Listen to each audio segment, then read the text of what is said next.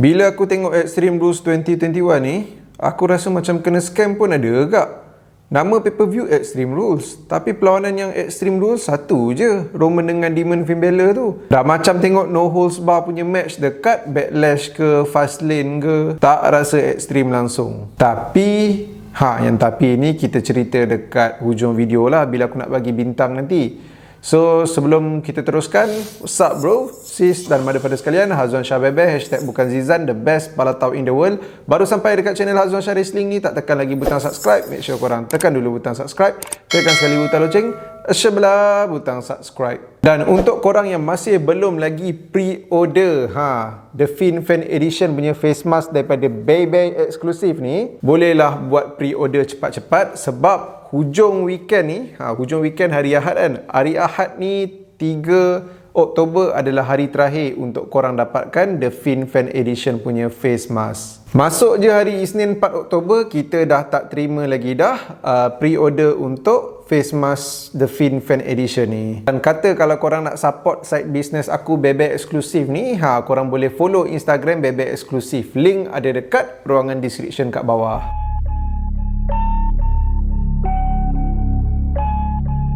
Perlawanan pertama, Carmella dan juga Liv Morgan. Satu perlawanan yang bila aku dah nampak ada Carmella kat situ, aku expect perlawanan ni tak best But then, bukan nak kata perlawanan ni tak best pun bila dah berlangsung match ni kan. Tapi satu perlawanan yang biasa lah. Aku expect teruk, tapi taklah teruk sangat. Dan tak perlu nak cerita panjang sebab perlawanan dekat pre-show je. Aku rasa macam kena cerita panjang juga. Sebab apa tau? Sebab aku kadang-kadang tak faham WWE punya pre-show ni. Sebab bila aku tengok AEW punya pre-show, diorang buat the buy-in. The buy-in tu diorang buat match yang sedap, nak bagi orang rasa macam shock tengok the buy-in ataupun pre-show AEW tu. So bila orang dah shock tengok perlawanan yang sedap tu, orang akan beli terus pay-per-view yang full pay-per-view lah. Since pre-show Extreme Rules ni pun idea dia macam tu juga. Dia bagi free untuk semua orang tengok kat YouTube lah. And then beria dalam pre-show tu suruh orang langgan WWE Network dalam Peacock tu. Tapi dekat pre-show dia orang hasilkan satu perlawanan yang tak menarik perhatian orang untuk nak subscribe WWE Network tu. So tak tahulah marketing strategi macam tu betul ke tak. Lepas berlaku sikit pertegangan, atau tak ada pertegangan, memang bergaduh pun dekat backstage antara Bobby Lashley, AJ Styles, Omos dan juga kumpulan New Day. Diorang announce lah ada 6-man tag. So bila aku tengok diorang announce 6-man tag tu, aku rasa macam apa hal? Kau buat je lah BE lawan dengan Bobby Lashley untuk WWE Champion. Perlawanan macam ni kita boleh tengok dekat Raw je. Tapi tak, dekat Raw dia buat perlawanan WWE Champion antara BE dengan Bobby Lashley. Tapi kat sini aku dah faham lah kenapa. Sebab rating Raw since dah beberapa minggu sebelum ni Raw teruk gila, tak best. And then yang minggu paling latest ni Raw dah sedap pula. So sebab nak jaga rating, nak naikkan rating, tu yang dia promote awal-awal ada WWE Champion punya match dekat Raw. Sebab rating je lah. Kalau rating tu tak ada masalah, mungkin kita akan tengok Bobby dengan BE dekat Extreme Rules, dan dekat Raw maybe 6-man tag yang ada AJ dengan Omos, lepas tu New Day yang lain. Satu benda positif yang aku boleh ambil dekat 6-man tag ni, at least kau bagi AJ Styles peluang untuk berlawan. Kau bayangkan kalau tak ada 6-man tag ni, tak adalah AJ Styles berlawan dekat Extreme Rules kali ni. One of the best wrestler in the world, tapi sekarang ni macam tak ada benda yang special pun untuk dia dekat WWE.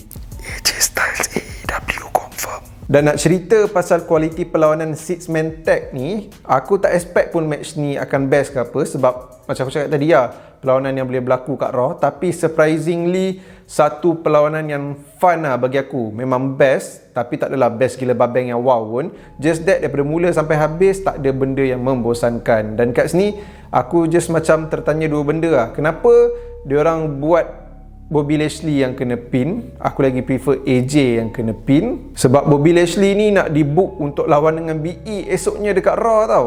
Macam nampak macam Bobby Lashley tak ada chance lah dekat Raw esok. Dan satu benda lagi, Omos bolehlah potong gaji dia. member tak buat kerja kot. Aku tahulah dia penat kan. Hari tu dia lawan dengan Manchester City, tak skor pula tu. Member main bola untuk Chelsea, lepas tu sekarang ni kerja dengan WWE lagi. Aku faham lah penat kan, tapi janganlah sampai tak bagi dia masuk langsung and then buat apa-apa kan. Antara Lashley dengan AJ je yang macam main tag, almost macam duk goyang kaki lah, buat kerja senang. Kalau hari tu skor untuk Chelsea kalahkan Manchester City, tak apa juga. By the way, kalau korang minat Chelsea, korang tak tahu lagi, aku ada second channel, channel Hazwan Syabebe. Kat situ aku cover semua benda yang aku nak cover, tapi kebanyakannya pasal Chelsea, pasal PS5 dan ada benda-benda lain lah. So make sure korang check out channel Hazwan Syabebe dan tekan sekali butang subscribe kat channel tu, dan tekan juga butang loceng Syabela, butang subscribe.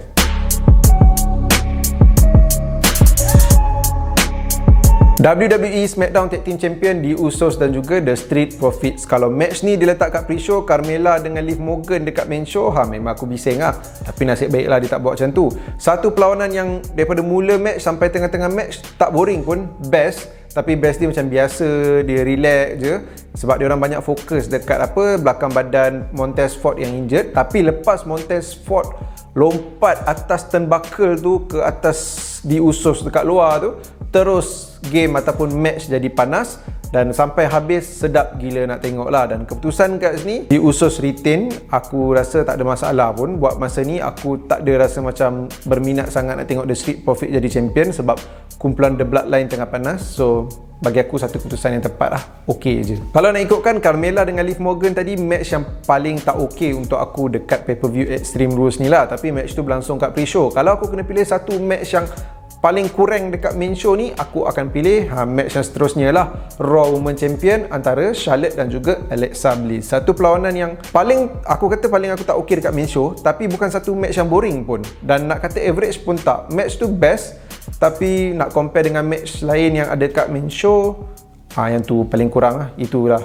korang get the point lah. Aku kecewa sikit je lah, sebab dah beberapa pay-per-view Charlotte selalu hasilkan perlawanan yang shock nak tengok, tapi kali ni pun at least tak boring. So tak perlu nak komplain banyak. Keputusan kat sini Charlotte menang. Benda tu je yang mengecewakan aku. Aku nak tengok Alexa Bliss jadi Raw Women Champion. So aku expect lepas ni akan ada lagi lah story antara Alexa Bliss dan juga Charlotte Flair, since Alexa Bliss dia dah mengamuk macam tak pasal-pasal aku kena pujuk dia ada dalam bilik tu.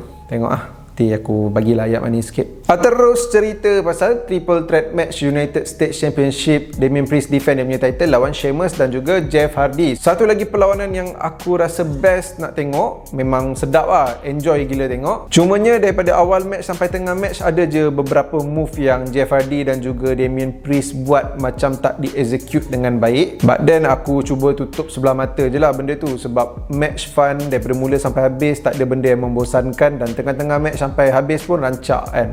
Ending yang macam aku pun tak expect. Memang kadang-kadang time tu kita rasa Jeff Hardy dah nak menang, tak rasa pun Sheamus akan menang, tapi at the end Damian Priest juga yang retain United States Champion. Aku okey je dengan keputusan ni, walaupun sebenarnya aku nak tengok Jeff Hardy menang, tapi aku lagi prefer Jeff Hardy menang WWE Champion ataupun Universal Champion. Dan lagi sekali aku beritahu, aku bukan fan Jeff Hardy, tapi aku rasa dia deserve jadi champion untuk title WWE Universal untuk one more run at least. WWE SmackDown Women Champion Bianca Belair, Becky Lynch. Satu lagi perlawanan yang tak membosankan. Perlawanan tu awal-awal dia bagi kita macam chance untuk relax sikit tapi bila aku nampak flow dia macam nak bagi kita relax, fans dekat stadium tak relax. Dia orang keep on sorak let's go Becky, let's go EST. So aku rasa macam dia orang betul-betul hype memang nampak the aura ataupun presence ataupun chemistry yang ada pada Bianca Belair dan juga Becky Lynch ni buat orang sebenarnya lagi hype nak tengok match ni dan sanggup keluarkan suara. Walaupun aku tengok flow match ni macam waktu berehat sikit rehat tak rehat, match tetap best. Kita nampak Becky Lynch kali ni keluarkan beberapa move yang sebelum ni kita macam tak nampak sangat dia buat. Dan Becky Lynch walaupun dah lama tak berlawan dengan satu tempoh masa yang panjang macam tu, tak boleh deny she still got it Cumanya keputusan kat sini aku tengok online kira Bianca Belair menang via DQ, sebab Sasha Banks buat comeback datang serang Bianca Belair. Time tu aku macam fikir kenapa serang Bianca Belair padahal Becky Lynch yang ambil kau punya spot kan. Tapi nasib baiklah dia attack Becky Lynch juga. Kalau dia attack Bianca je nampak macam not make sense sangat bagi aku. Aku tak tahu dekat Crown Jewel nanti kita boleh tengok perlawanan perempuan lagi ke tak, tapi itulah, aku yakin lepas ni mungkin ada triple threat match antara Sasha, Becky dan juga Bianca. Bila fikir balik sebut tiga-tiga nama tu, tak sabar aku nak tengok match ni.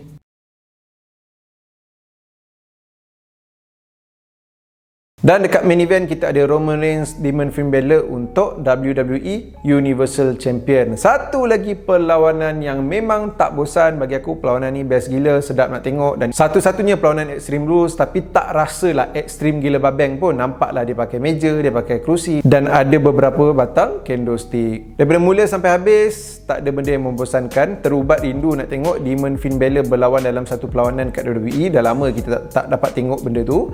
Tapi ada benda yang walaupun bagi aku perlawanan ni best, ada jugalah benda-benda yang diorang buat macam buat aku tak berkenan lah.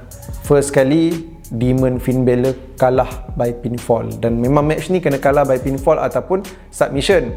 Aku lagi prefer match ni tergantung macam mana match Becky dengan Bianca tu. Mungkin Becky dengan Bianca tu boleh je buat benda lain, tapi Demon Finn Balor ni buat match tergantung. Brock Lesnar datang bantai Demon Finn Balor supaya Brock boleh lawan dengan Roman kat Crown Jewel ke, ataupun diusus bawa Demon Finn Balor ni keluar macam balon dia dalam lubang kat luar bangunan ke, campak dia dekat longkang tepi yang longkang dalam parit ke kan. Something like that lah. Buat benda tu tergantung. Janji Demon Finn Balor ni tak kena pin, tak tap out. So bila Demon Finn Balor ni dah kalah pinfall, benda tu buat aku turn off lah. Walaupun cara kalah tu kali ni unik, berbeza, tak pernah kita tengok. Aku suka benda tu, tapi still bila dia kalah tu aku tak suka. Cara kalah tu aku macam, bagi aku kreatif lah benda tu. Tak pernah tengok kan, tiba-tiba boleh terjatuh pula lepas pijak tembaka tu. So korang get the point lah. Aku tak suka Demon Finn Balor kena pin ataupun tap out ni.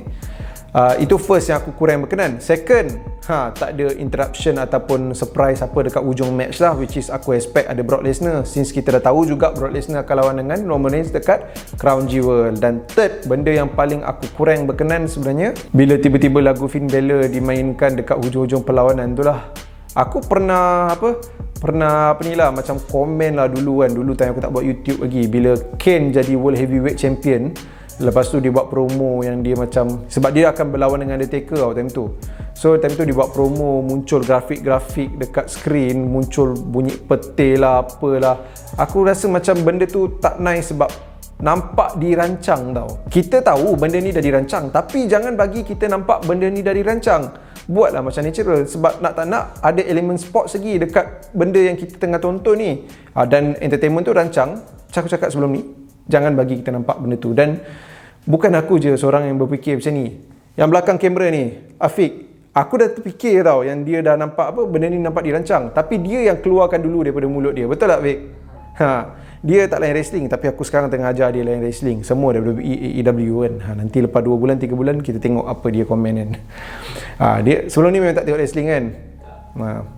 So itulah, dia sendiri keluarkan macam ayat yang bagi tahu benda ni nampak macam dah planning, dah rancang. So benda tu aku tak berkenan lah. Patut tak perlu pun bunyi jantung tu dengan Finn Balor gaya-gaya macam tu. Aku rasa macam kelakar tengok.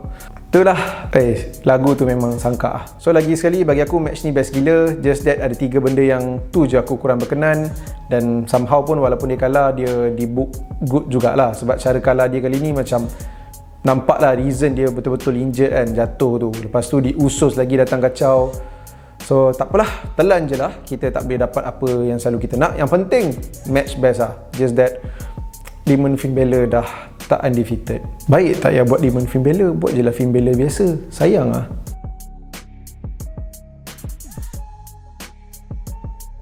Ok, dekat awal video tadi aku bagi tahu macam kena scam sebab tak ada Extreme Rules match yang banyak macam pay-per-view sebelum-sebelum ni. Ada pun satu je. Itu pun macam aku cakap jugalah, macam tengok no holds bar dekat Backlash Fastlane kan. Tapi kali ni, pay-per-view kali ni aku tak rasa macam pay-per-view Backlash ke Fastlane ke. Sebab apa? Sebab kalau aku kena bagi bintang untuk WWE Extreme Rules 2021 ni, aku okey untuk bagi 8 bintang daripada 10 bintang. Ya, aku tahu tinggi, korang mesti tertanya kenapa selalu bukan main bash lagi WWE duk bagi bintang rendah kan.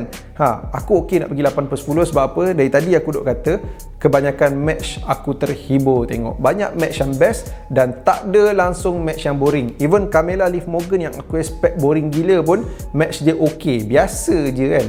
So aku appreciate tak ada match yang boring, dan aku appreciate banyak gila match yang aku terhibur nak tengok. Sebab aku selalu pandang match dulu dan aku pandang pada moment. Tapi dari segi moment, kita ada Sasha Banks je lah. Kira nasib baik jugalah dia orang banyak bagi match sedap. Kalau tak memang totally rasa kena scam lah. Satu je match Extreme Rules, itu pun tak adalah extreme mana. Performer of the night untuk aku ada 3 nama.